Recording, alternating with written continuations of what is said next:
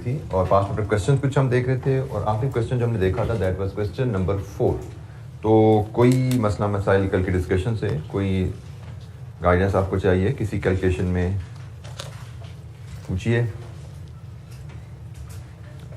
अच्छा जी, practice question में ही हमारे अभी क्लास में फ़िलहाल before we move to the next topic, मैं कल शायद कह गया कि शायद हमारा टॉपिक 3 क्वेश्चन के बाद ख़त्म है, लेकिन मैंने आपको पहले बताया उस पर थोड़ी सी डिस्कशन रहती है और शायद 2 सवाल और हम कर रहे होंगे, 2-3 सवाल। तो इन्वेंट्री मैनेजमेंट पे काम अभी हमारा जारी है। तो अगला क्वेश्चन हमें देखना है जी, क्वेश्चन नंबर 5। क्वेश्चन नंबर 5 जो है इसमें ऑटम 2015 का क्वेश्चन है और ये आईकैप ने मॉडल पेपर में भी इसको शामिल किया हुआ है। इन्वेंट्री मैनेजमेंट का 13 मार्क्स का क्वेश्चन है। रिक्वायरमेंट्स से बात शुरू करें। Calculate economic order quantity, 7 marks. A vendor has offered to CL a quantity discount of 2% all orders of minimum of 7,500 kgs. Advise CL whether the offer of the vendor may be accepted. तो ये दोनों requirements हमारे लिए बड़ी familiar हैं, EOQ calculate करना, और अगर बल्क डिस्काउंट मिले 7,500 ऑर्डर साइज पे तो हमें वो डिस्काउंट एक्सेप्ट करना है या नहीं। Let's read the data now. Choco king limited CL produces and markets various brands of chocolates having annual demand of 80,000 kg. The following information is available in respect of cocoa powder, which is the main component of the chocolate and represent 90% of the total ingredients.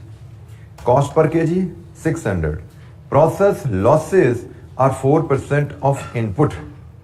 Purchase and storage costs are as follows. Annual variable cost of procurement office is 6 million. Variable cost of procurement of 6 million. The total number of orders of all products is estimated at 120. Storage and handling cost is 20 per kg per month. Other carrying cost is estimated as 5 kg per month. Rupees 5 per kg per month. CL maintains a buffer stock of 2,000 kg. अच्छा जी, हमें सबसे पहले EOQ calculate करना है। तो EOQ calculate करना है तो उसके हिसाब से हमें इसमें से डाटा एक्सट्रैक्ट करना है। Question is available on page 137। तो अपने सामने क्वेश्चन रख लीजिए क्योंकि अब हम इसकी वर्किंग की तरफ मूव कर रहे हैं। Question number 5 part A EOQ। EOQ के लिए हमें 2COD/CH की वैल्यूज चाहिए। सो 1 बाय 1 वैल्यू पे काम करते हैं। सबसे पहले हमारे पास सामने CO आ रही है तो जनाब वर्किंग वन से हम CO लेके आते हैं। What is variable cost per order? हमें डिपार्टमेंट की टोटल वेरिएबल कॉस्ट बताई गई है 6 मिलियन और हमें यह भी बताया गया है कि डिपार्टमेंट टोटल जो ऑर्डर हैंडल करेगा वो 120 होंगे। तो पर ऑर्डर कॉस्ट क्या आई? 50,000। ये जी कॉस्ट पर ऑर्डर आ गई। Cost per order 50,000। फिर हमें डी चाहिए। तो जनाब डी क्या है? मैं शुरू से आपको समझाता आ रहा हूं। डी होता है annual quantity of raw material to be purchase from supplier. And what is this 80,000? This is the quantity of the chocolate that you will be selling. This is the finished product. This is not raw material. किसी ऐसे ही मौके के इंतजार में आपको मैं 2-3-4 दफा बता चुका हूं भाई, जो रॉ मटेरियल खरीदने हैं सप्लायर से वो आपकी डिमांड होता है, उसका EOQ डिटरमिन कर रहे हो। चॉकलेट की क्वांटिटी ये तो फिनिश प्रोडक्ट है। तो हमें उसने बताया है कि फिनिश प्रोडक्ट 80,000 है kg, जिसमें 90% कोको पाउडर होता है। और ये भी बताया गया है पॉइंट नंबर 2 में कि आप जितना भी कोको पाउडर प्रोसेस में फीड करते हो 4% उसमें से लॉस हो जाता है। इसका मतलब फिनिश गुड का जो हिस्सा बनता है वो कितना होता है इनपुट का? 96%। ये चॉकलेट्स हैं, चॉकलेट्स में 90% कोको पाउडर है और वो कहता है कि कोको पाउडर अगर आप 100 किलो डालते हो तो 96 बचता है, 4 लॉस हो जाता है। इसका मतलब ये जो चॉकलेट का हिस्सा बन गया वो 96 है। हमें सप्लायर से खरीदना पड़ेगा 100। तो जनाब ये अगर 96 है तो 100 क्या है जो हमें सप्लायर से खरीदना है? ये हमारी परचेज रिक्वायरमेंट एनुअल आएगी जो हमें खरीदना पड़ेगा। कितना है जी? 75,000 kgs। क्वेश्चन पढ़ो, पॉइंट नंबर 2 पढ़ो।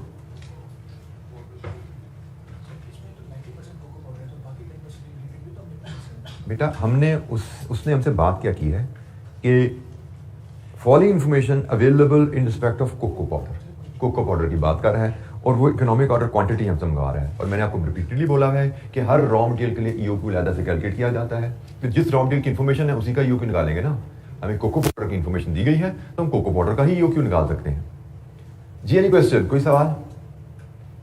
यहां पे एक पॉइंट और नोट कीजिएगा, ये जो डी हमने निकाला है ये in fact annual quantity of raw material to be consumed है। एग्रीड? ये कंज्यूम्ड है कि भाई ये चॉकलेट बनानी है तो उसके लिए हमें इतना केजी कोको पाउडर फीड करना पड़ेगा। लेकिन बाद का examiner opening stock closing stock of cocoa powder भी दे देता है। तो D is the annual quantity to be purchased.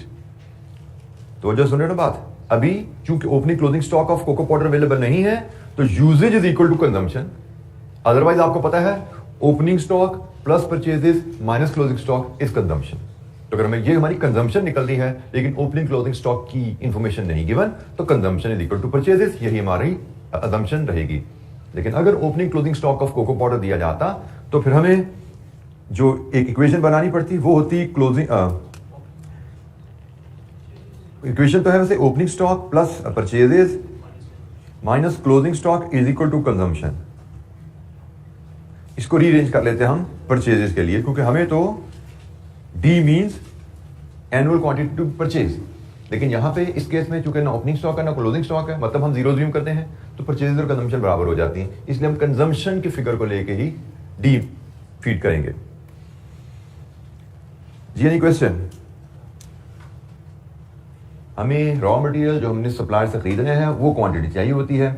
अब आ गया जी आपका होल्डिंग कॉस्ट, जिसको नोट नंबर 3 में उसने स्टोरेज कॉस्ट के नाम से मेंशन किया हुआ है। Storage purchase and storage cost, note number 3 की सेकंड और third bullet. Storage and handling cost is ₹20 पर केजी पर मंथ। तो CH 20 पर केजी पर मंथ है और ये वेरिएबल है, और 5 पर केजी पर मंथ है, ये भी वेरिएबल है। तो 20 + 5 × 12, हमें तो सालाना कॉस्ट चाहिए होती है ना। तो कितनी बनेगी ये कॉस्ट? 25 × 12 it is ₹300। ये आपकी CH है।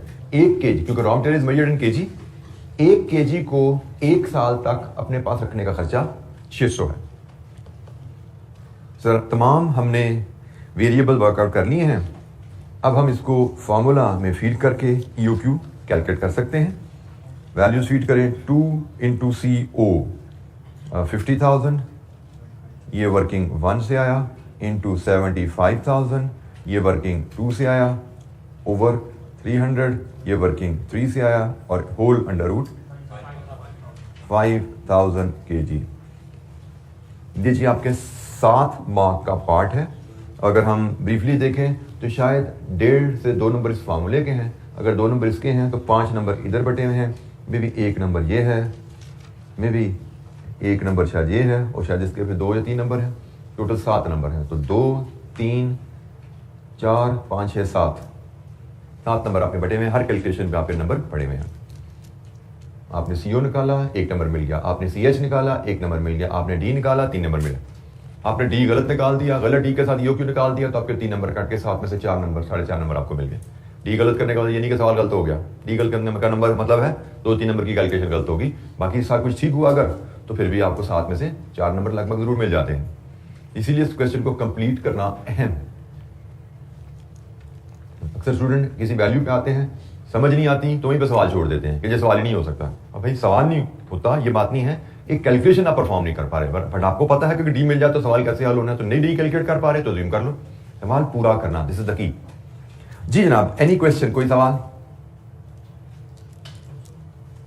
अच्छा जी, अब इसके बाद है पार्ट B, जिसमें वो कह रहा है जी अगर सप्लायर आपको 7,500 के ऑर्डर साइज पे 2% डिस्काउंट देता है तो क्या आपको डिस्काउंट लेना है? सिंपल वर्किंग है। कई दफ़ा हमने इस तरह की वर्किंग भी परफॉर्म की हुई है, जिसमें हम 2 ऑर्डर साइजेस को कंपेयर करेंगे। किन किन कॉस्ट को हमने डिस्कशन में लाना है जी? Purchase cost, ordering cost and holding cost. हमें 2 ऑर्डर साइजेस को कंपेयर करना है। एक EOQ जो 5,000 है और एक 7,500 जिस पे डिस्काउंट मिलता है। So annual cost of purchase, ordering and holding, and then we'll compare the total कि क्या डिस्काउंट हमें लेने के लेना। कीजिए जी कैलकुलेशन शुरू, क्लास एक्टिविटी आपकी, परफॉर्म कीजिए तीनों कैलकुलेशन, बल्कि 6 कैलकुलेशन है, 6 वैल्यूज आप कैलकुलेट करेंगे और शेयर कीजिए। ख्याल कीजिएगा 2000 का बफर स्टॉक भी है, तो जब ऑर्डरिंग होल्डिंग कॉस्ट कैलकुलेट करनी है you must consider buffer stock as well.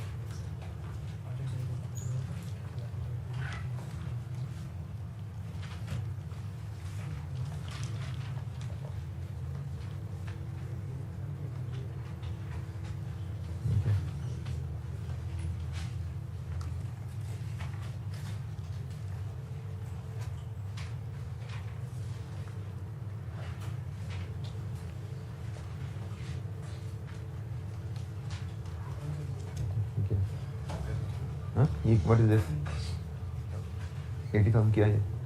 Annual quantity to purchase 80,000 खरीदनी है क्या? ये क्यों किधर?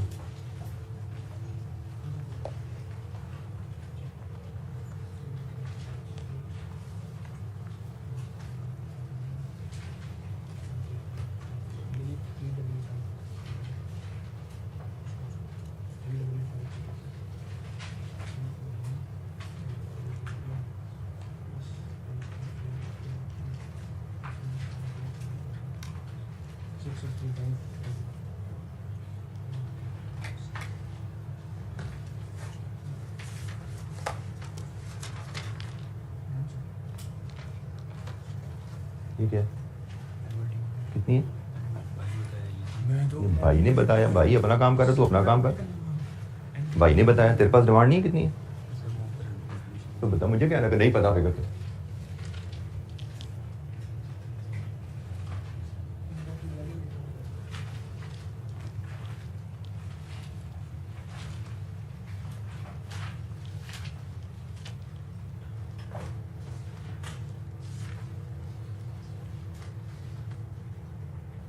ऑर्डरिंग कॉस्ट कैसे आती है? नंबर ऑफ ऑर्डर देना ईयर कैसे आते हैं? नोट्स में जाओ, पीछे फार्मूला देखो, नंबर ऑफ ऑर्डर देना ईयर कैसे आते हैं? पहले पेज पे दूसरे पेज पे लिखा है तो कर भाई।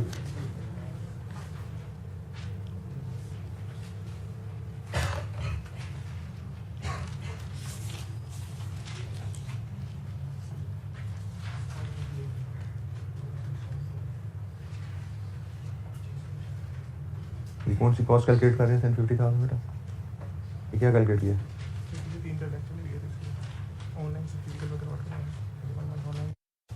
आप तो आ रहे हो क्लास में, तो बैठ लो, मुझे लगता है बेटा। आप देख रहे हो ना, आप एक लेक्चर मिस करने से क्या होता है? ये पूरा टॉपिक आपका उड़ जाता है। 90% चांस है कि ये क्वेश्चन, ये मैंने बताया मॉडल पेपर का क्वेश्चन, अब आपको ये करने की एबिलिटी नहीं है तो क्या करोगे अब आप?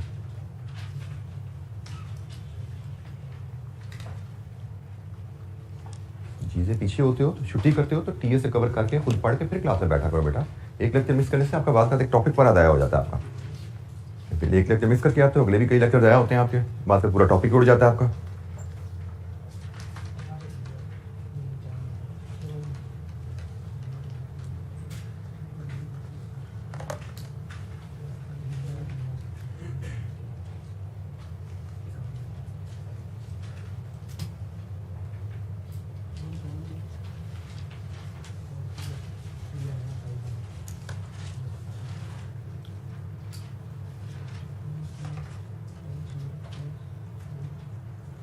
ये बेटा चेज हो गया, किस चीज़ की कॉस्ट है?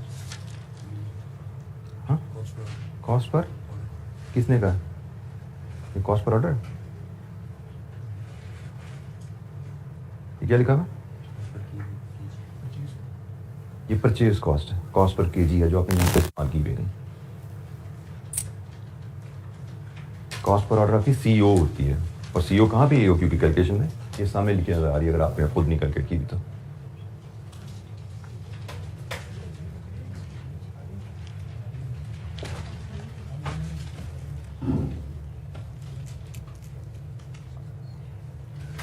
मतलब आप लोगों को एक बड़े बेसिक लेवल की कैलकुलेशन परफॉर्म करने को कही गई, जिसको मैंने क्लास में कम से कम 4, 5, 6 दफ़ा शायद ये कैलकुलेट करके आपके सामने दिखाई भी है।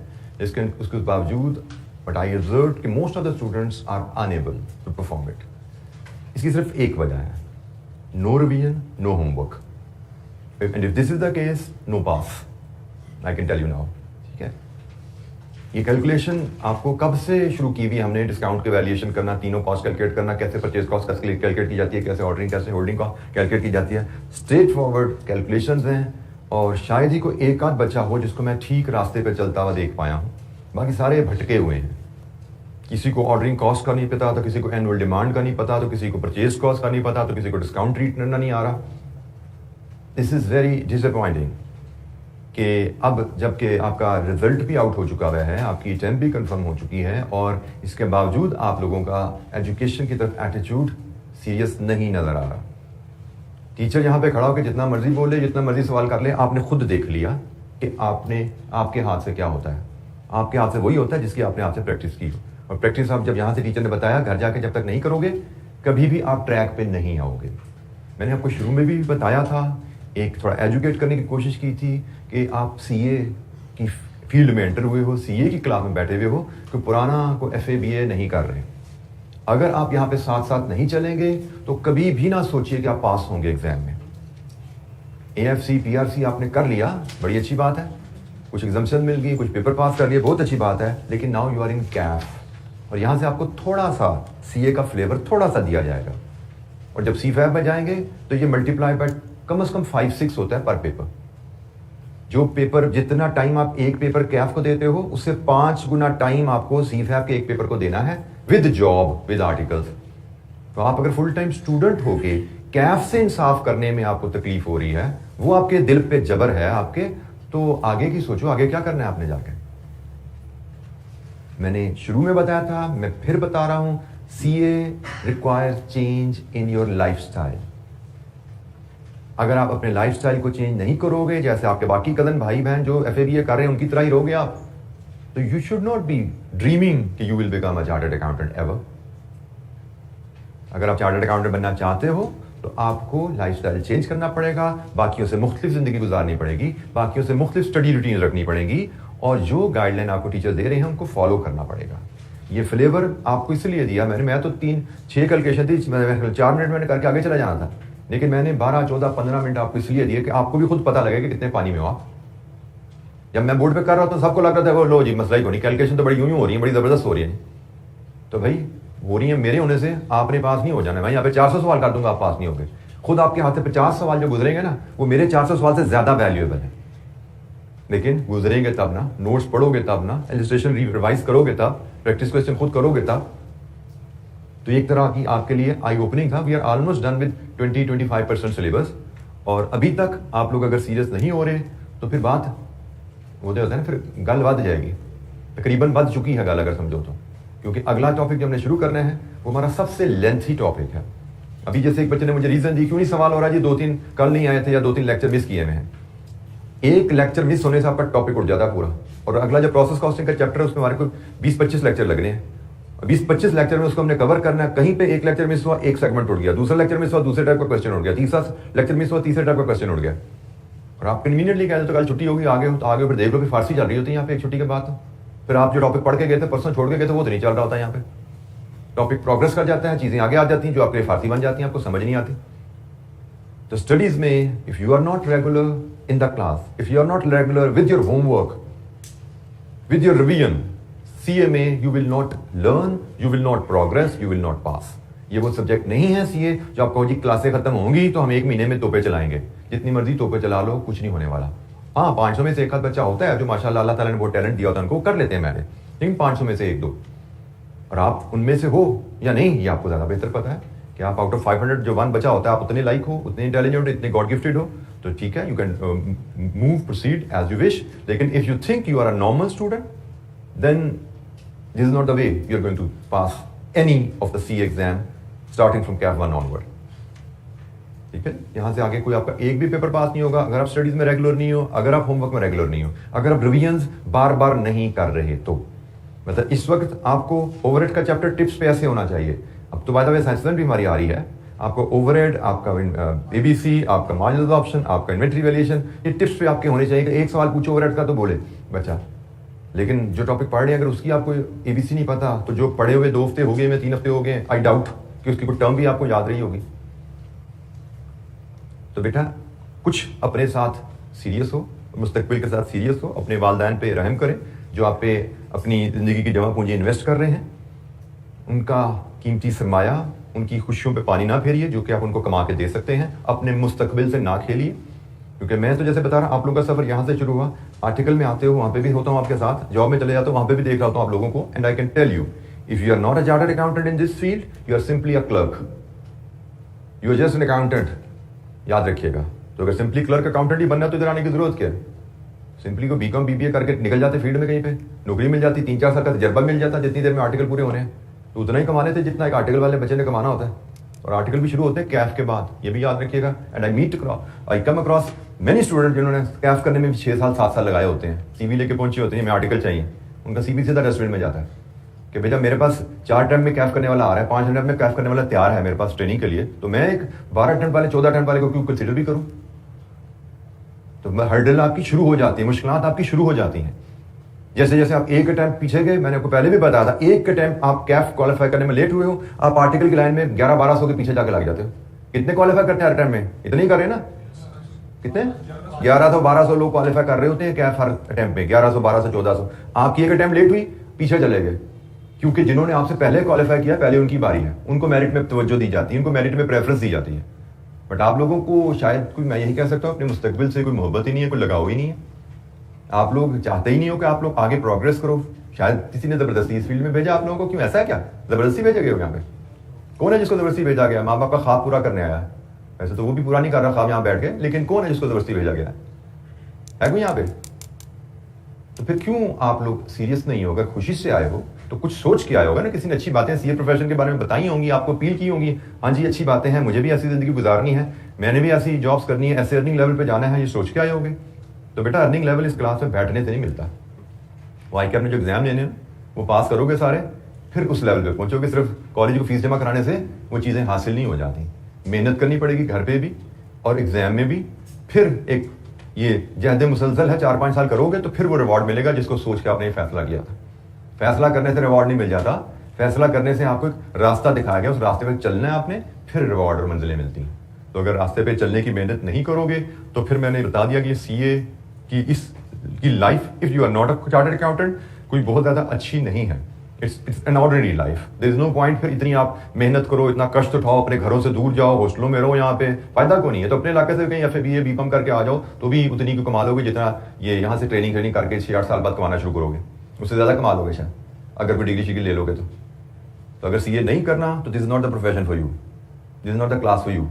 तो काइंडली अपने बारे में ज़रा सोचिए, समझिए और रवैयों को अपने ठीक कीजिए। मैंने आपको तरीका बताया हुआ है, रोज़ का काम रोज़ करना और वीकेंड पे पिछले पूरे वीक का काम रिवाइज करना, टेस्ट के लिए रिवीजन करना, असेसमेंट्स के लिए रिवीजन करना, तैयारी करके पूरी जान के साथ। इस तरह चलोगे तो ही पेपर पास होते हैं। जिस तरह आप चलते नजर आ रहे हैं मुझे, मेजोरिटी ऑफ यू चलते नजर आ रहे हैं मुझे, इस तरह पेपर पास नहीं होते। You have to show learning positive attitude. जी परचेज कॉस्ट क्या आ रही है? 5,000 4.5 मिलियन 45 मिलियन 44.1 मिलियन 750,000 500,000 1350 000 1725 000। टोटल क्या हुआ? 47.1 million 46325000. So company should avail discount.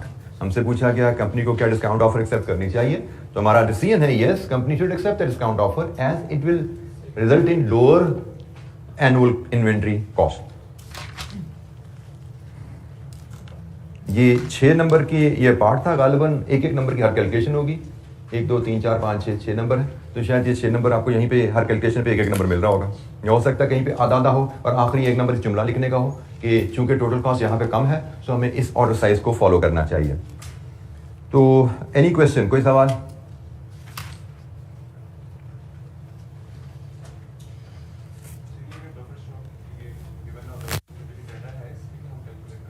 Reorder level given है आपको. मैंने आपको यह कहा ना, ये बफर स्टॉक हो या रीऑर्डर लेवल हो, तो रीऑर्डर लेवल तो यहाँ पे नहीं है ना, तो इसलिए फिर आप बफर स्टॉक कैलकुलेट नहीं कर पाते. कि दूसरी ऑप्शन यही होती है रीऑर्डर लेवल हो, उसमें से फिर आप reorder level minus average usages during lead time निकाल के, यहाँ पर तो लीड टाइम भी नहीं है ना, बफर स्टॉक है ना, रीऑर्डर लेवल है ना, लीड टाइम है. जी नहीं क्वेश्चन, कोई सवाल? जी बेटा 600 का बेटा अगर आपने सवाल किया तो कुछ किया हमने, कुछ किया हमने अगर आपने सवाल हल किया तो. बेटा 600 रुपये परचेज कॉस्ट पर केजी है, ऑर्डरिंग कॉस्ट 50,000 पर ऑर्डर है, होल्डिंग कॉस्ट 300 रुपये पर केजी पर ईयर है, 600 रुपये परचेज कॉस्ट पर केजी है. जी एनी क्वेश्चन? अच्छा जी, क्वेश्चन नंबर 7 पे आइए. Next question, question number 7. OR Limited. Requirement: evaluate whether OL should avail the quantity discount from vendor. क्या क्वांटिटी डिस्काउंट हमें वेंडर से लेना है, इसको वैल्यूएट करना है. और आपको पता है कि इससे श्रेणियों में पहले ईओक्यू कैलकुलेट किया जाता है, फिर EOQ versus bulk order size compare किया जाता है, जैसे भी पिछले सवाल में हमने किया था. Let's read the data. OR Limited is a manufacturer of sports bicycles. The company buys tires from a local vendor. Following data relating to a pair of tires has been extracted from OL record. Cost pair of tyre की बात हो रही है जी, ये सारी ख्याल कीजिएगा. एक पेयर की कॉस्ट 1000 है, storage cost based on average inventory 80 है, insurance cost based on average inventory 60 है, store keepers salary included absorbed overheads 8 है, cost incurred on final quality check at the time of delivery 10 है. Other relevant details are as under. The cost of inventory, ये जो cost उसने 1000 दी है इसकी बात कर रहा है, comprises of purchase price and absorbed overhead expense of 100 पर पेयर. ये 1000 रुपया है, इसमें परचेज प्राइस है प्लस 100 ओवरहेड इसमें एब्जॉर्ब हुए में है. Annual demand of tyres is 200,000 pairs. Ordering cost per order is 8,000. The delivery cost per order is 3,000. OL's rate of return on investment in inventory is 15%. ये interest rate आपका आ जाता है. Recently, the vendor has offered a quantity discount 3% on orders of minimum of 5,000 pairs. 5,000 का order size पे discount आ गया. अच्छा जी, हमें पता है उसने कहा जी डिस्काउंट हमें लेना है कि नहीं लेना, उसके लिए हम पहले EOQ कैलकुलेट करते हैं और फिर EOQ versus 5,000 annual cost calculate करेंगे, परचेज, ऑर्डरिंग, होल्डिंग, और बताएंगे हमें डिस्काउंट अवेल करना है या नहीं करना. अच्छा जी, ये डाटा है, इसके मुताबिक सबसे पहले हमें EOQ पे जाना है. जैसे यहाँ पे फिर मैं बता दूं, नंबर हमारे उसने पूछा हमसे सिर्फ ये है कि बताओ डिस्काउंट लेना है कि नहीं लेना, लेकिन इस डिसीजन के नंबर शायद आखिरी एक नंबर इसका है, बाकी 9 नंबर पीछे कैलकुलेशंस के हैं. जैसे EOQ कैलकुलेट करने के 3-4 नंबर होंगे और बाकी कैलकुलेशंस के में भी 6 नंबर होंगे, तो 3 EOQ के 6 नंबर आपकी बाकी कैलकुलेशन के 9 होंगे और 1 नंबर आखिरी डिसीजन का. ठीक है, तो ये नंबर इस तरह बटे होते हैं. मार्किंग स्कीम देखते रहा कीजिए. इसकी तो खैर मार्किंग स्कीम अवेलेबल शायद ना हो, ये तो स्प्रिंग 12 का क्वेश्चन है, but most of the cases में जो 15-16 ऑनवर्ड क्वेश्चन है उनमें मार्किंग स्कीम हमारे पास अवेलेबल है.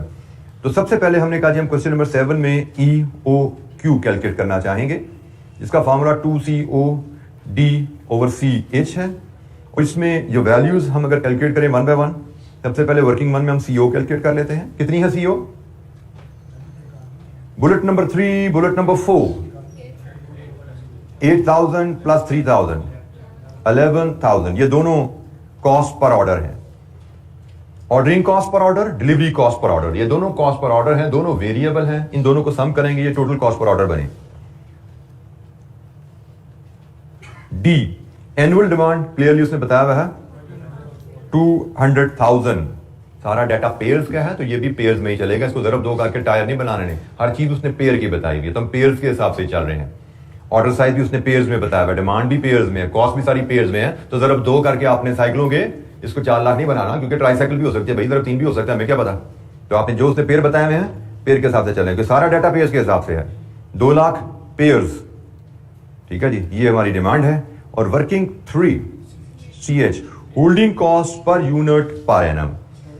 होल्डिंग कॉस्ट में क्या क्या आ रहा है जी यहाँ पे, एक तो स्टोर कीपर सैलरी है, sorry storage cost based on average inventory है, इंश्योरेंस कॉस्ट है, स्टोर कीपर सैलरी है, और फिर नीचे आके आ रहा है नोट नंबर 5 में रिटर्न फाइनेंस कॉस्ट। तो जनाब हमें फिर यहाँ पे क्या क्या लेनी, storage cost based on average inventory, is it relevant? 80, yes relevant. Insurance cost, is it variable? Yes. Storekeeper salary, is it variable? No. Included in absorbed overhead, और absorbed हमेशा फिक्स्ड कॉस्ट के लिए absorption की जाती है। Storekeeper salary उसने बता दिया absorbed overhead में शामिल है, तो ये आपकी फिक्स्ड सैलरी है। तो 80 प्लस 60 प्लस फाइनेंस कॉस्ट।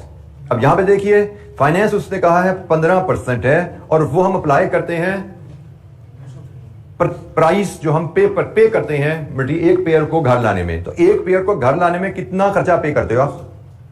900, क्योंकि 1000 तो है कॉस्ट, उसने कहा इसमें 100 रुपया तो ओवरहेड एब्जॉर्ब शामिल है। मतलब ओवरहेड एब्जॉर्ब का मतलब खर्चा नहीं हुआ, आपने वैसे ही मशीन की डेप्रिसिएशन या इधर उधर के खर्चे तकसीम किए तो वो भी 100 रुपए से डाल दिए, हमारी जेब से मटेरियल को घर लाने पे 900 खर्चा हुआ है। तो 900 का 15%, ये आपकी CH कितना जी? 275 पर पेयर पर ईयर, ये है जी आपकी CH, COD एंड CH। 1000 रुपया कॉस्ट है, इस कॉस्ट में परचेज प्राइस के अलावा 100 रुपए का ओवरहेड भी शामिल है, तो ओवरहेड की एब्जॉर्प्शन शामिल है। ओवरहेड की एब्जॉर्प्शन है मतलब हमने कोई पे नहीं किया मटेरियल खरीदने के लिए, वो मे भी स्टोर का कोई रेंट इन्होंने ऐड कर दिया या जो भी खर्चा डाला वो हमने मटेरियल खरीदने के लिए पे नहीं किया। हम यहाँ पे लेते हैं cost of the material paid, तो कॉस्ट ऑफ द मटेरियल जो हमने पे किया वो 900 है। 275 हमारा CH है, इन वैल्यूज को यहाँ हम फीड करेंगे, 2 into 11,000 into 200,000 divided with 275 whole under root, EOQ is 4000 pairs. हमसे रिक्वायरमेंट EOQ की नहीं है, हमसे रिक्वायरमेंट तो है डिस्काउंट अवेल करें या ना करें, तो हमने तो EOQ कैलकुलेट किया और आगे अब हमने कंपैरिजन करना है EOQ का ऑर्डर साइज 5000 के साथ जिस पे डिस्काउंट मिल रहा है। एनी क्वेश्चन, किसी वैल्यू की कैलकुलेशन पे कोई गाइडेंस सपोर्ट चाहिए, पूछिए।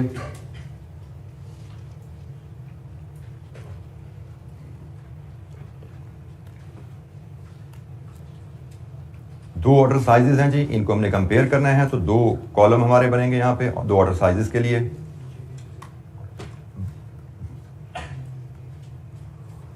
एक 4000 जो हमने EOQ निकाला, एक 5000 जिस पे डिस्काउंट मिल रहा है, और हमने कैलकुलेट करना है इन सब के लिए annual cost of purchase, ordering and holding, and then we will take total cost,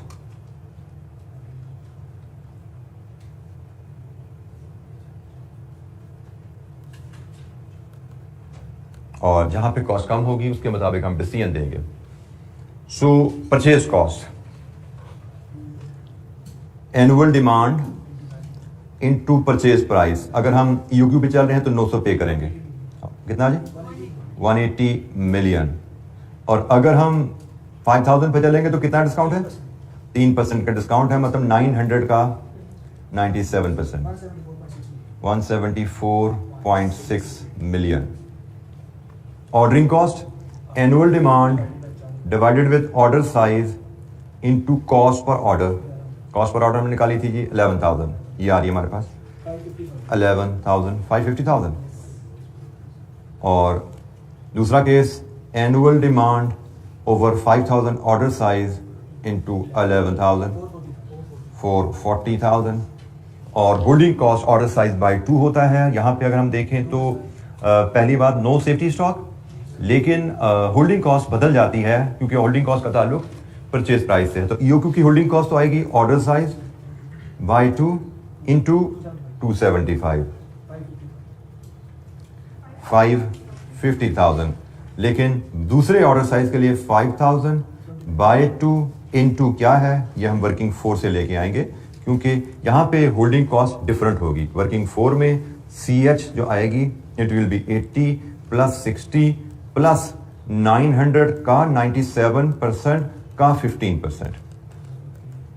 discount मिल जाएगा ना परचेज पे 3% का। कितनी है जी CH?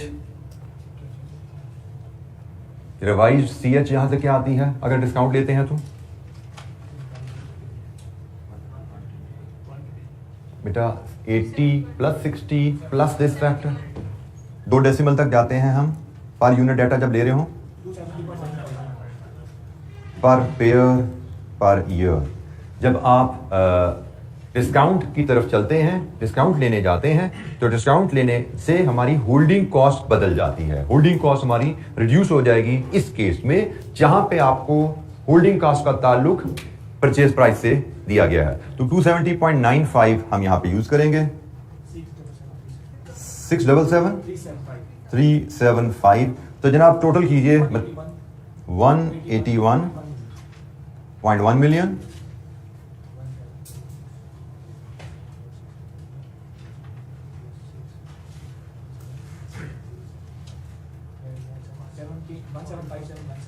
$717,375।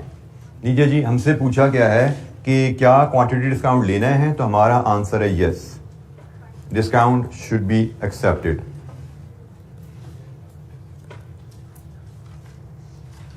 Should be availed. जी एनी क्वेश्चन, कोई सवाल? अच्छा चले, बड़ा सही टाइम पे आए बड़ा जी। एनी क्वेश्चन, कोई सवाल जी? अच्छा बेटा, मैं फिर बता दूं एक दफ़ा कि पढ़ाई, रिवीजन और प्रैक्टिस के बगैर आपका गुजारा नहीं होने वाला। टेक दिस अपॉर्चुनिटी, जो असेसमेंट आपका कॉलेज अरेंज कर रहा है, एट मिनिमम आपकी कोशिश होनी चाहिए सिर्फ क्लासरूम एक्टिविटी को रिवाइज कर लें, नोट्स पढ़ लें, इलस्ट्रेशन जो क्लास में कराई वो कर लें, जो क्वेश्चन क्लास में कराए कम से कम वो कर लें, और असेसमेंट में ज़रूर बैठें। फुल एफर्ट करके, फुल जान मार के असेसमेंट में ज़रूर बैठें, ताकि इस असेसमेंट के प्रेशर में एक दफ़ा सिलेबस आपके हाथ से गुजर जाए और आपको पता लग जाए कि एग्जाम में बैठ के टाइम मैनेजमेंट, जो टेक्निक्स आपको कहा गया, टाइम मैनेजमेंट करनी है, पूरा सवाल करना है, कोई स्टेप नहीं आता उसको ज़ूम करके आगे चलना है, ये सारी चीज़ें प्रैक्टिस में ले आएँ उस असेसमेंट में बैठ के, आइंदा क्विज़ेस में बैठ के, फाइनल मॉक में बैठ के, क्योंकि दे मैटर अ लॉट। अच्छा, थोड़ा सा टाइम मैनेजमेंट को चाहिए था, 10 मिनट बाई चांस हमारा भी सवाल अभी खत्म ही हुआ, तो आज के लिए हम यहीं पे अपनी डिस्कशन को क्लोज करेंगे। कल इंशाअल्लाह आगे इन्वेंटरी मैनेजमेंट को लेकर चलेंगे। आपके 10 मिनट अभी चाहिए, आप यहाँ पे बैठे रहिए, मैं यहाँ से जाऊँगा। ठीक है जी, थैंक यू वेरी मच, अस्सलाम वालेकुम।